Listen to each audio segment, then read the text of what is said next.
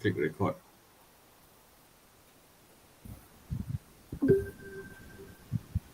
Okay, so if you look at this one,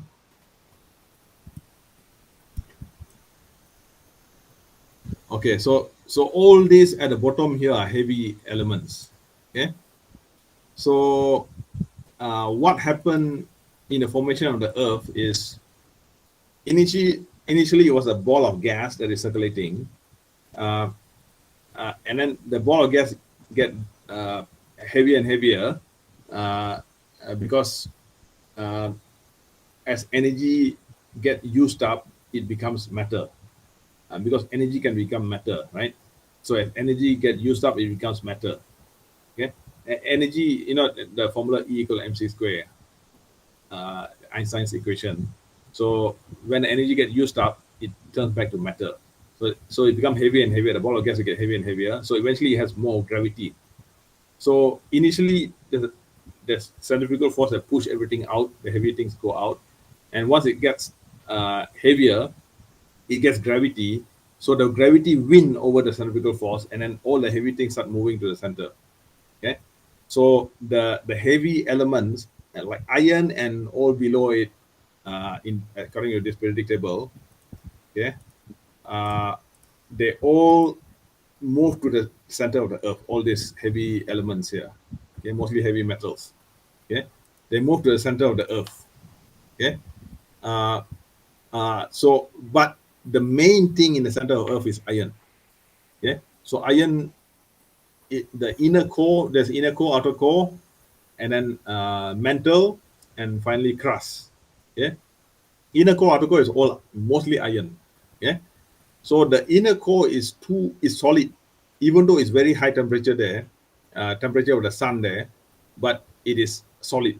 Okay, because of the high pressure, that's why it's solid. Okay, the main formula of the whole oil and gas. What's the main formula they use? Oil and gas. Okay, let me show you. Uh, okay. So this is the main formula for the whole oil and gas industry.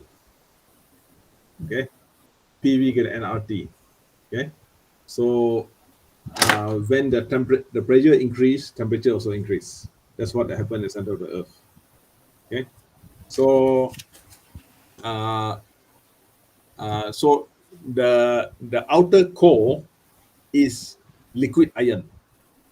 And you know what's the main difference between iron and metal and non-metal? What's the main critical difference? Okay, I tell you. Metal like to give off electrons. Metal. Okay, Okay. so you have this one. Hmm. Yeah. Okay, this is aluminum and this is plastic. Okay, if you put a voltage positive negative here, if you put between here and here, there'll be a flow. Why? Because aluminum like to throw away electrons. All metals like to throw away electrons. Okay, non-metal, they like to absorb electrons. Okay, so when you put a voltage between here and here, there's no flow because this plastic absorbs all electrons, so there's no free electron inside there. That's why when you touch the metal, feel a bit cold, because the transfer of heat and transfer of electron is the same process. Heat and current flow is using electron flow, both using electron flow. Okay, so that's the main difference you must remember of metal and non-metal. Metal like to throw away electrons from their shell, and then non-metal like to take in electron. Okay, but you cannot say, "Hey, non-metal safe. I can touch sensitive with non-metal." No, everything has a breakdown voltage. Okay, even this one, if I put enough voltage, it can go through also. It's just like fireman. You haven't gone to any fireman course, huh? No. Normally, when you go to work, any work is almost standard lah. They send you for fireman course, yeah, because everywhere there's fire danger. So I went for my fireman course. The bomba in Kuching. They tell me anything can burn. everything has a fire point. Okay, this one, cement. If you give enough temperature, cement also can burn. Okay, the most famous case of cement burning is, I think, before you were born. You know, the Twin Tower in New York. The aeroplane hit it, and then I mean, there are people say it's not really an aeroplane that damaged. They say it's some bomb that brought it down. But whatever it is, there's nothing left. Where's the building? It's gone. It's burned. The building was burned. Okay, the cement burned. Okay, so anything can burn. So the point where it can burn is called fire point, and equivalently in electrical, the point where it can conduct is called uh, the breakdown voltage. So for metal, breakdown voltage is very low.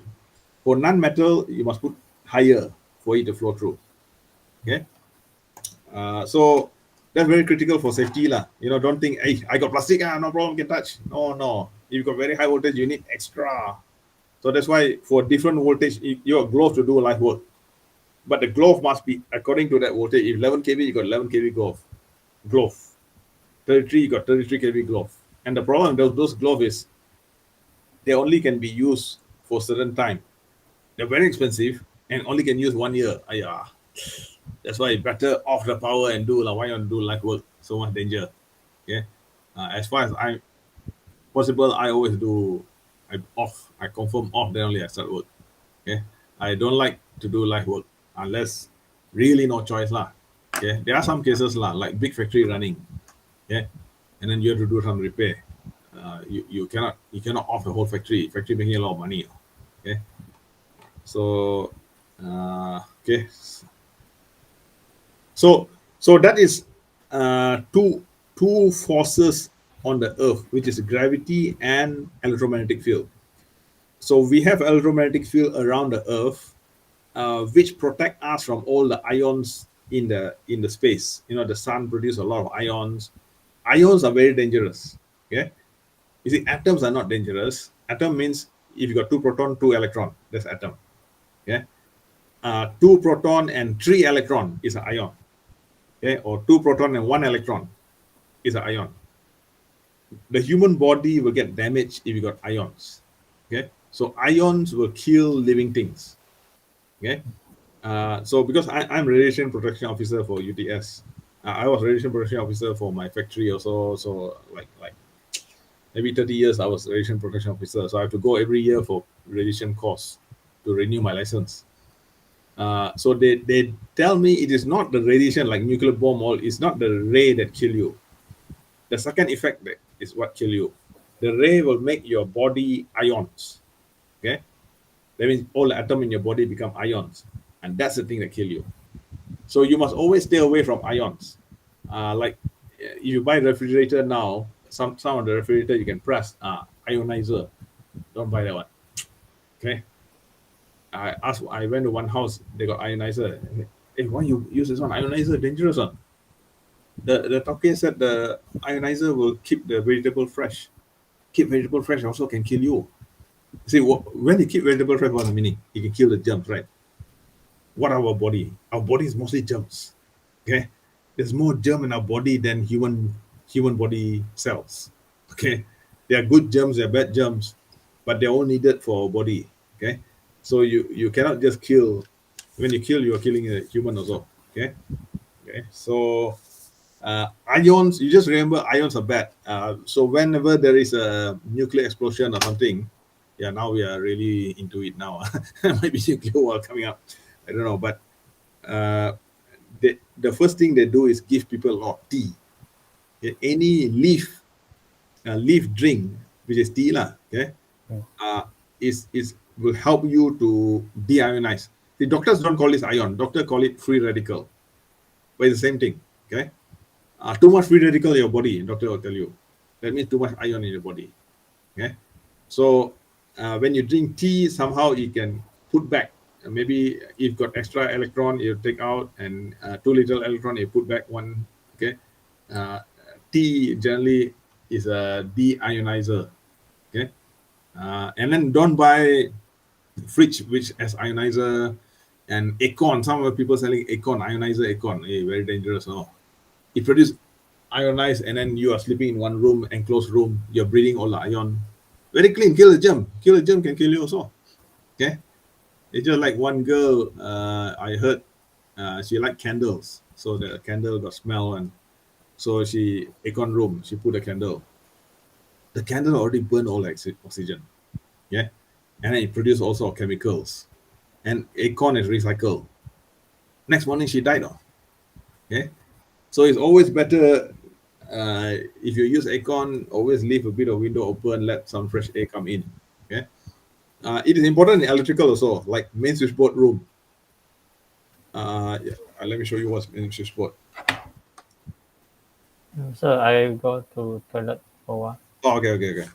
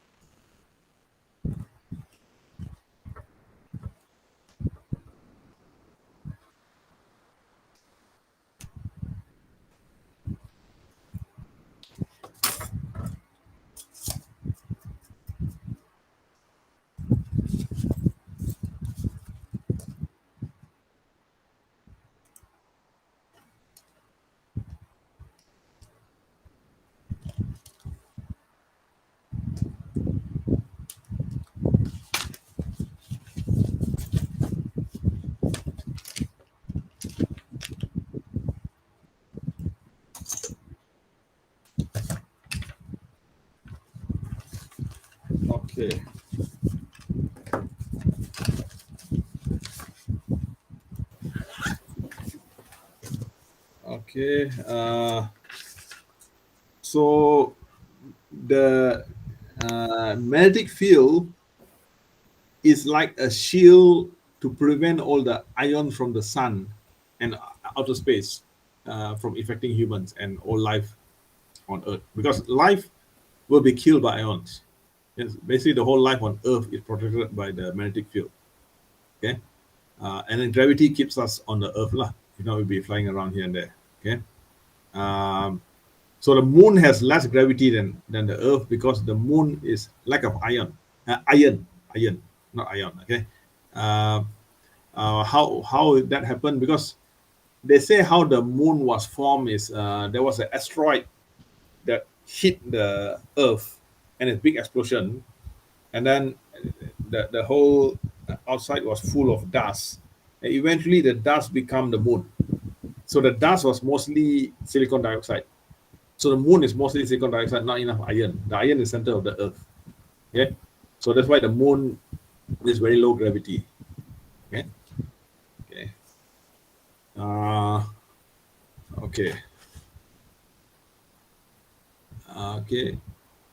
And then most of the heavy metals are found deep inside. So if you see geologists, they know this. The Earth is not round; it is oval, right? So you want to find the heavy metal, it's rare to find it in the equator because the equator is like that. Okay, here is closer to the center of the Earth. So now in Iceland and Greenland, those places they are finding a lot of heavy metal. They are mining it there. Okay, why? Because it's closer to the center. You see, So this is how you use your logic. So there's one Malaysian guy, I know, Dato Yong, Dato Yong. He's a Malaysian, he's a kung fu guy. So he migrated to Europe and then end up in Iceland. So he teach kung fu lah, cikgu kung fu. But I think he started a restaurant there, and then he started moving to mining. And now he's a big one of the richest men in Iceland or Greenland. I forgot which one. Yeah, I think Iceland. Yeah, because he find all those heavy metals there, so he can mine it for the whole world. Okay, so now he's a super rich guy lah. So he came back to Sarawak. He's actually from KL, but he married a Bidayuh girl, and so he's in sometime in Kuching area lah. But he's like one of the richest men in Iceland. Yeah. So you see why he can find a lot of metal. You look at it, the earth is like that. It's flat, isn't it? So you want to find heavy metal, you don't find it in the equator, which is like that. You find it here, which is closer to the center. Okay, and then there's a lot of earthquake there, which brings out the heavy metal out to the surface. Okay, so this is how geologists will know all the kind of things lah. But we, when we get educated electrical engineering, and then mechanical, civil, and all that. But in the end, we need to know everything lah. Okay, we need to know material. If not, say like Elon Musk, he know material. He need to find the metals to make his car, to make his battery. Okay, so he need to be a part geologist also. Okay, you cannot depend when you are big tauke, you cannot depend on people who advise you. Sometimes, say you are Elon Musk and then another company don't really like him, which is a lot. The whole car industry, the whole oil and gas industry don't like Elon Musk. Okay, the oil and gas industry will die if Elon Musk succeed. You see, so a lot of people don't like Elon Musk because he's going to make a whole new system. The whole oil and gas will die. The whole car industry will die. Okay, except his car will succeed. So a lot of people want to kill him. So maybe, this guy will say, get a very top geologist, ask him to join Elon Musk and advise Elon Musk. You see? But Elon Musk, he used his own brain. Geologist or whatever field, he used his own brain to think. Okay? So whatever people recommend him also, they cannot fool him. See? So he is very successful in the space because he look at the material. They want to sell him rocket. Oh, so many million, you have to buy the rocket. No, he make it from scratch. How much the metal for that? He go and build it. Okay, he see the cost of the metal. Okay, let's build it ourselves. Okay, so because he's educated in, he call himself engineer, but actually his degree is physics. Okay, but he always call himself an engineer. Okay, maybe there's a definition. I think when you're using other people's knowledge is an engineer. When you're creating a new knowledge is a physicist. I think that's the reason why he don't want to call himself a physicist. Okay, when you're creating a new invention out of physics, then you're a physicist. But you're using what a physicist already discovered to create a thing like this, then you're an engineer. Because I saw, I watch a lot of YouTube. He always calls himself an engineer. I think he's going by definition. Yeah, he is more engineer than a physicist. He don't come up with creating a new material and all that. He's an engineer to use what physicists already discovered to create something new. Okay, so you must know the definition. The physicists create new ideas, and engineers use that ideas to get something done. Okay, this might be useful in your interview later. I remember one time I went for interview. They asked me, "What's an engineer?" I was like, and then the interview, engineer make engine lah. Oh, okay. This kind of thing you must know lah. If not, one question they might reject you. They are interviewing so many people. One question you don't know. Next. You see.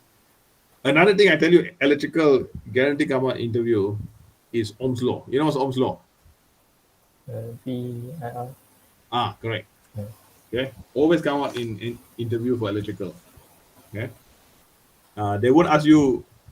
Uh, I mean, they'll ask you what's Ohm's law most of the case. Okay, like my father was a World War II soldier and then end up in Singapore.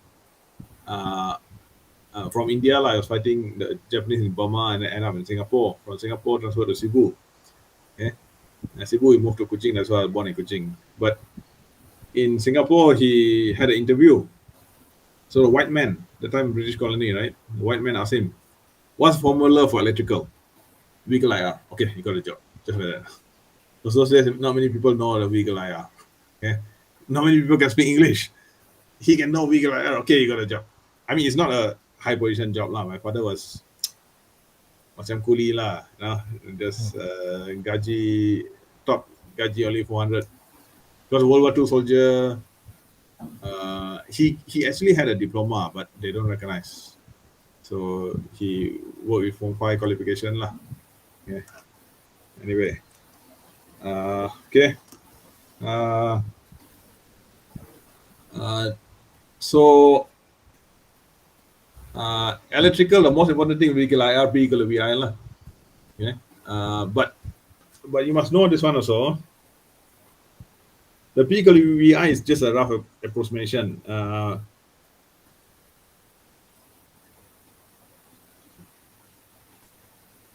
You see, when I go for any Cisco exam, I draw like this. Okay, single phase and three phase. Okay, so here is VI. Okay. Okay. So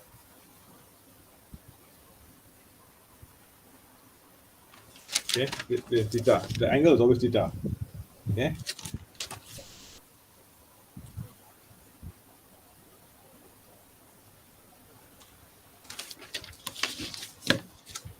Always VI on this side is always cos. On this side, opposite is always sine. Okay. But three phase is root 3. So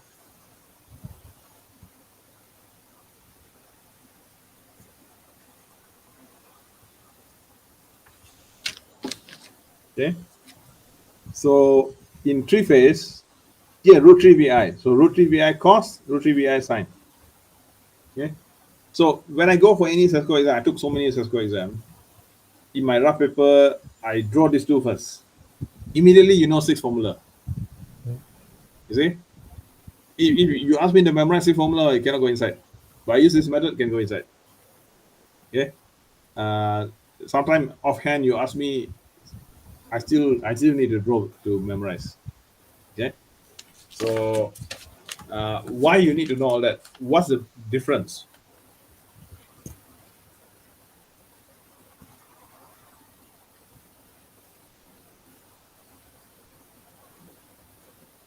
Okay, the unit is like this. VA, wa, and watt. Okay. So how to describe it?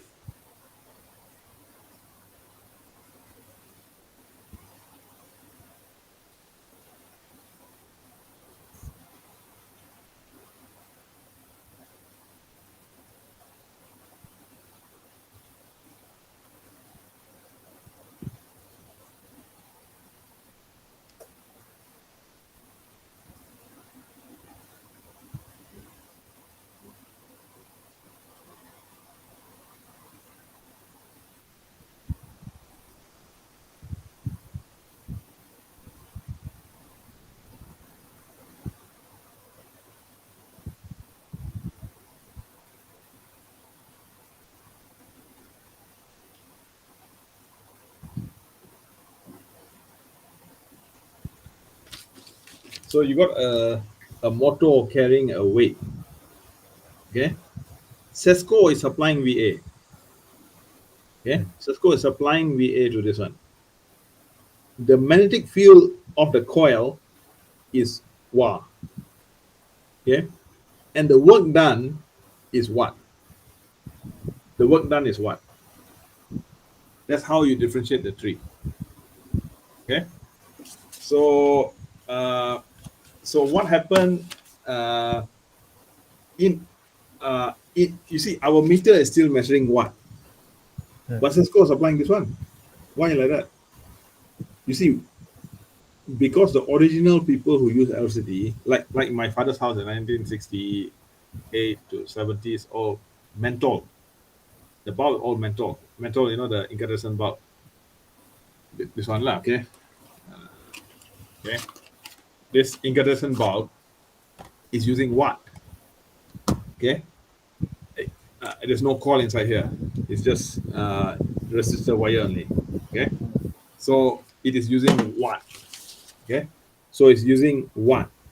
So you measure your meter used to measure this one. Okay.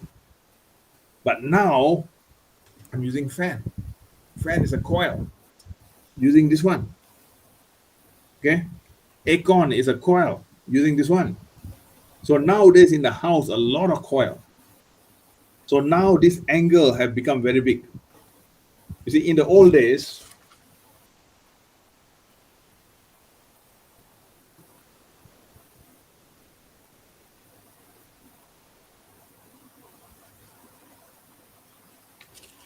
it's like this. The angle is very small. Maybe you have one fan in the whole house. Okay. All the rest using watt. Okay. So if you measure this one, Cisco don't rugi so much. Because they supply this one, but they charge this one. It's 30% different. Okay. So what they do in West Malaysia, they change the meter to measure this one in West Malaysia. Okay. So in Sarawak, we got two advantage. Okay. One is we are still using this meter, which is 30% less already. And second thing, our electric rate per unit, okay, is the lowest in Malaysia. So we got the cheapest rate per unit. 1 unit is 1 kilowatt hour. Okay. 1 kilowatt hour is the cheapest in Malaysia. And we already got 30% discount by using this watt meter. Okay. So we got two advantage of electricity in Sarawak because we are a big hydro producer. Yeah, so the state government give us this discount. Okay. So you must know this lah for your essay. I mean your assignment and also final exam. Okay. So we have two advantages. Okay. So there are people like West Malaysia already changing the meter. Okay. To measure the VA, which is actually what Cisco is supplying. Okay. Okay. So you need to know all these formulas when you go to work lah, and also for your exams. If you take any Cisco exam, you need to know all. Okay. There'll be different cases where you need to use all. You see, the general statement I say is P equal VI, but deep inside you need to know all these formulas. Okay. Six formulas. But just now I said P equal IR, P equal VI, the main thing. But P equal VI, you got 6 versions. Okay. The P equal VI is only one case. Okay. P equal VI is only one case, but there are another 5 cases. Okay.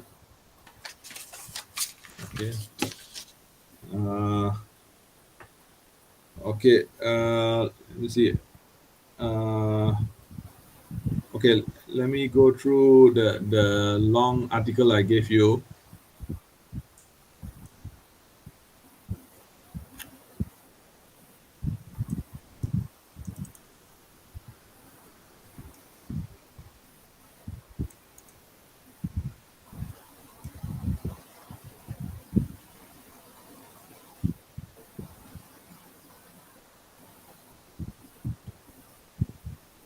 Okay.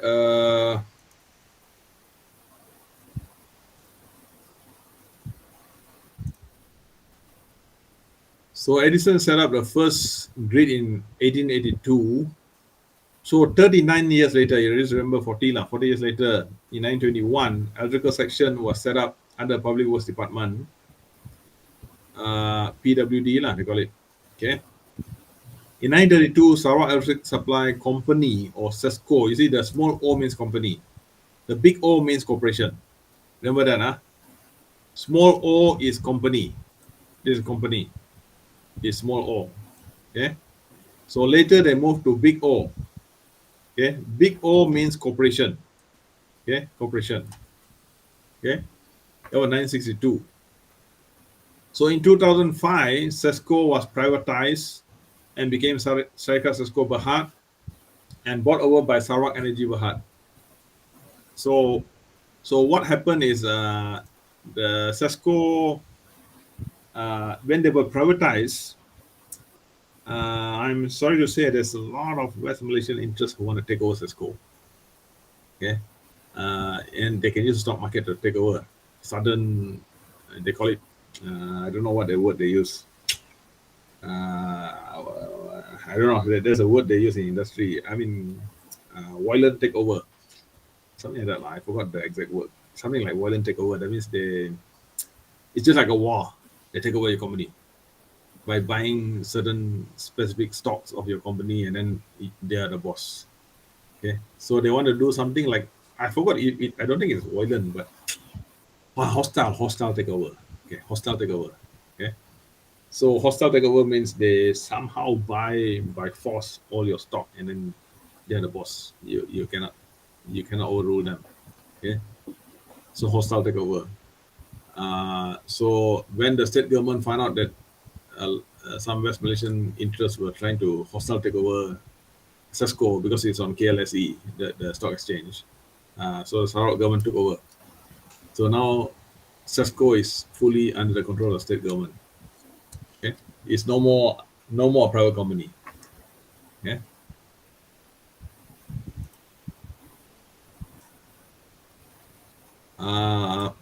SESCO was privatized and known as SESCO Berhad, bought over by Sarawak Energy Berhad. In West Malaysia, the electric system was started by K. Tamboswami Pillai and Lok Yu at the new tin mining company in Rawang. Okay, they bought a generator and installed it in their tin mine to power the pumps. Later, the street lights in Rawang was provided power from that generator. Okay, or street lights were provided from that generator. Householders were only provided electricity in the 1920s, but only for the major town and cities with the formation of Central Electric Board, CEB. Okay. During the communist insurgency, the CEB had a rural electrification scheme. The CEB provided electricity via diesel generators. By 1963, there were 4 power companies. All 4 were bought by Lembaga Elektrik Negara, okay, to build the national grid, which was completed in 1980. Okay. Then in 1990, LNN was changed from a government entity to a private company named Tenaga Nasional Berhad, TNB. Okay. Already here. Okay. The Sarawak grid has 36 power stations, a total installed capacity of 5,009 megawatt. Electric system of Sarawak electricity is stable with a surplus energy, enabling SEB to continue investing in large hydroelectric dams. Okay, I don't know if you know that Sarawak Energy is, I think, AAA rating. The rating is how you manage your money. Okay, if you always don't take care of your money properly, like I think Mars is in big trouble now because they keep buying planes and then the plane not used and not enough customers. So those kind of company, they don't get the big banks. I'm talking about World Bank, this kind of people. These people cannot trust, so they don't give them loans. Okay, so Sarawak Energy is very high rating because they're very careful with their money. Okay, what money they have, they use it very carefully, never use in the wrong. I mean, wrong system lah. Like Barrio is not Sesco. Okay, he was using federal money. Dr. Chu built it. He got money from federal government, and then he handed it over to Sesco. Yeah, and Sesco, you see, what they're very smart. They immediately know it's going to fail. As soon as handed over in 2015 to Sesco is going to put diesel generator there because they know the solar is going to fail. Okay, so Sesco got a lot of very smart people. Actually, what happened in Sesco, I was there. I find a lot of top students of Sarawak are in Sesco. The guy next to me is Sarawak number 2 student. Okay, I think number 1, I think from 6 something like that. The top of Sarawak was someone else, and he is number 2. This kind of people you see a lot in SAB when you go there. They like these smart people. You see a lot of very top students in Sesco. Okay.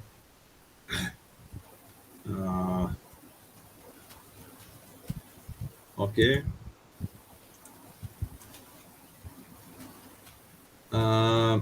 Currently, 75% of electricity generated is yeah.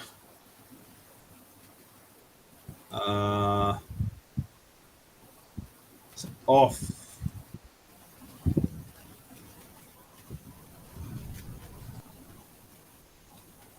Sarawak electricity is generated with hydroelectric dams, and the rest mostly from coal and gas. Okay, before I go on, I think you need to know how gas turbine looks like. Let me show you.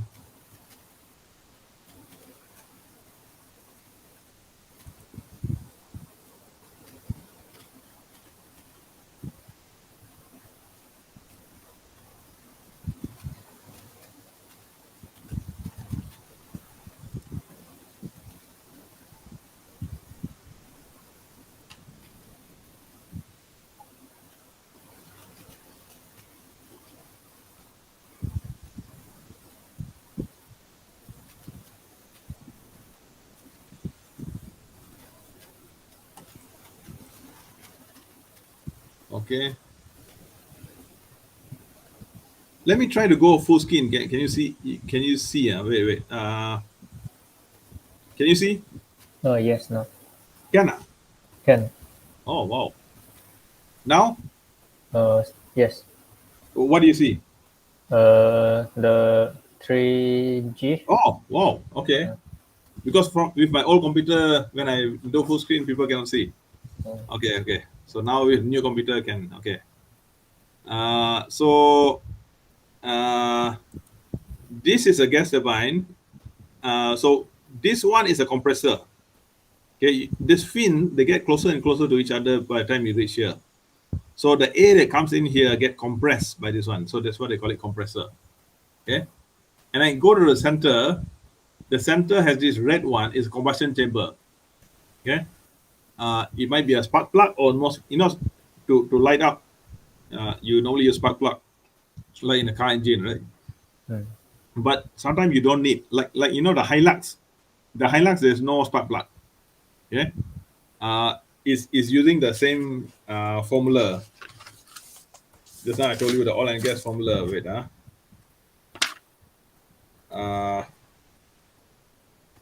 okay. So the Hilux using this formula. So as long as you got a pressure very high, you get a temperature that's very high. So you don't need a spark plug. Why the pressure is so high? Because it's a piston. It's a piston, and the pressure become very high. It can light up by itself. Okay? Remember, for lighting up, you need 3 things. Oil and gas people need to know this one. Okay, you need oxygen, heat, and fuel. Okay, so in oil and gas is very critical. This one, you always keep one of the 3 away. Then you don't get a fire, because oil and gas you got fuel all the time.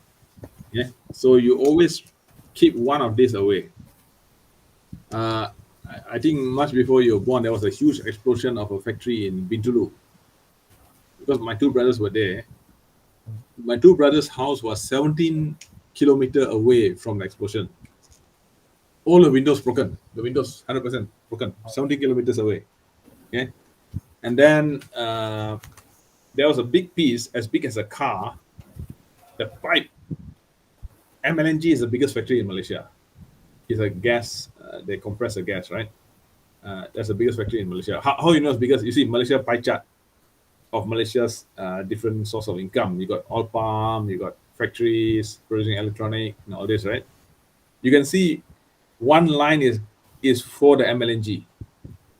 So Malaysia pie chart, the only factory you can see in the Malaysia pie chart is MLNG. Okay, so it's the biggest factory in Malaysia.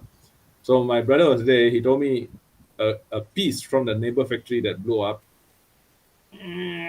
just missed the pipe. If it hit the pipe, MLNG also gone. Okay, so I would say Malaysia was pretty lucky. MLNG gone, Bintulu gone. Definitely the whole Bintulu will be blown up. Everyone Bintulu will die.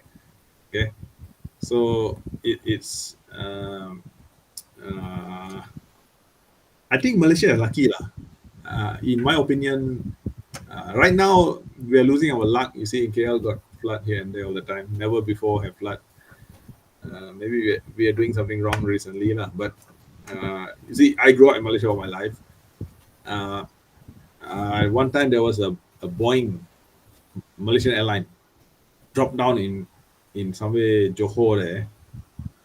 Everyone survived. Only one person died, but that's not because of the falling down. That lady had a heart attack. Okay, an old lady heart attack and died. But if you look at the plane, how anyone survive in the plane? The top of the plane is gone. How do people all survive? So in a way, I think Malaysia is lucky. Overall, we don't have major thing that kill Malaysian people a lot. Like other countries, you got earthquake here, there, and then war here, there.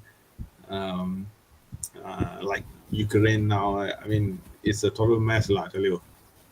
In that sense, Malaysia is quite lucky, overall, you know, I'm 58 now, so I can see Malaysia accident and people dying in Malaysia versus other country.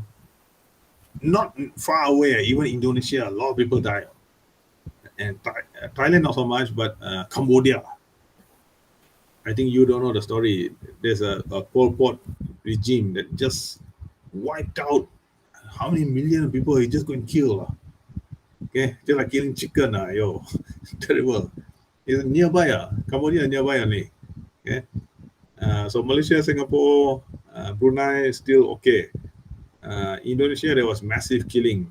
You might not hear about it, but there was a fight between the Dayaks and the Malays just up near Kuching, the other side of Kuching in Indonesia. My friend showed me the video. They don't show in newspaper all this thing. Killing like crazy. You see the pictures. You use knife hacking here and there. Okay, not far. No, just near Kuching only. The other side, inside Indonesia. Okay, so maybe the way we live is a bit okay. Not extreme here and there. That's why okay. But I really believe that is a cause of accident can be very massive and damage. And I believe it really is luck. I mean, of course, every safety guy will tell you you must do this, you must do that to prevent accident. In the end, it's luck, okay. Okay. In my own experience, yeah. You look at this one. If you don't say luck, then how? Yeah, I show you. Okay.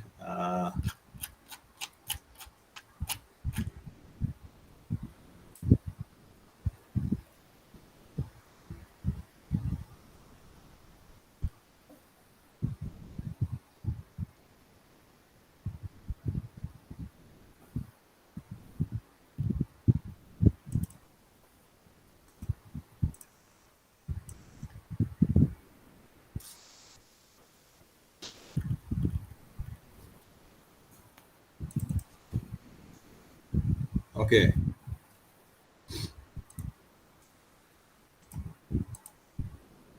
You see, I had a grinder like this.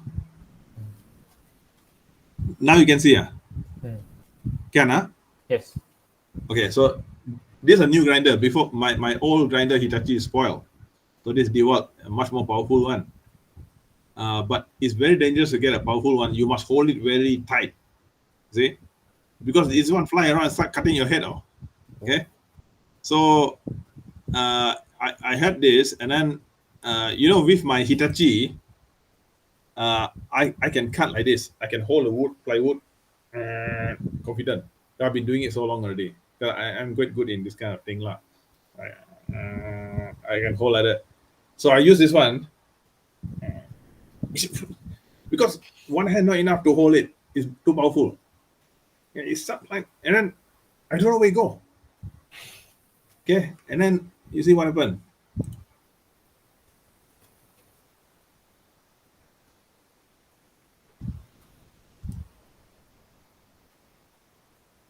It cut my safety shoe. Why it didn't cut my neck? Why you have to cut my safety shoe? And it cut my safety shoe also didn't cut my leg. It cut my socks, my skin, nothing. Wow. I tell you, this is luck. You cannot explain it any other way. Okay? So, I mean, I try as far as possible to be safe, but in the end, that one is luck.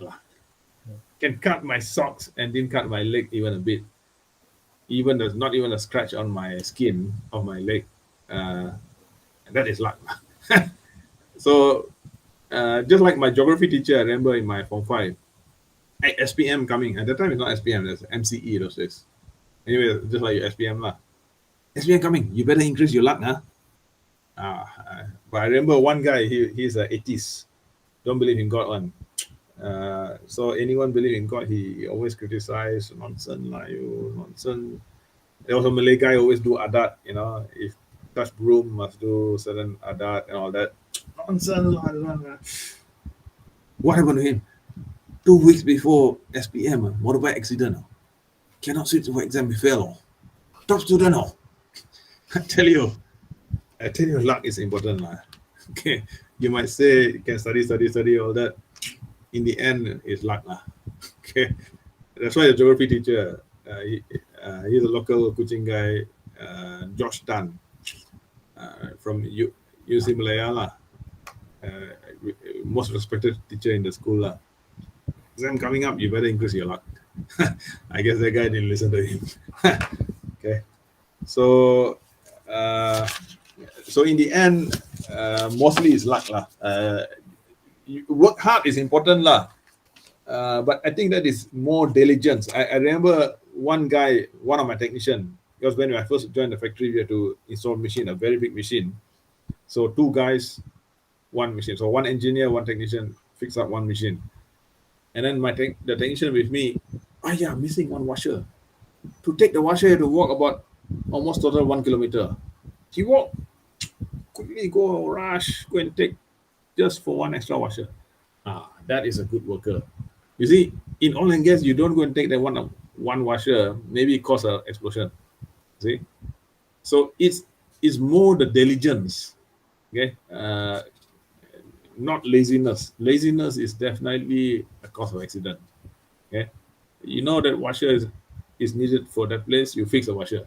No need lah. This one so far. That will cause all accident lah.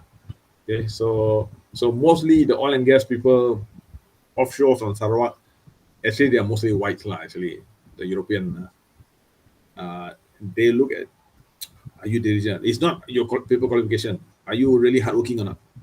That's more important for them. You can have a high degree and you're lazy, they don't want you. Okay. The most important is, are you ready to, walk 1 kilometer, no problem, I walk. Okay. So it's important also to show, that you have some sports, because sports means you're definitely ready to walk. Okay. Work properly. Okay. I have one brother like in Shell, and he's top athlete all his life. And now he's terlampau kaya lah. Because he get promoted, even though his degree is just a physics degree, but because he's a sportman and active bodily, all that, and they keep promoting until very very top. Okay. So that's how it works like in most industries. It is more you're energetic and not lazy. Okay. Okay lah. I think end the class today lah. Okay. Okay. So All right. thank you. Okay, man.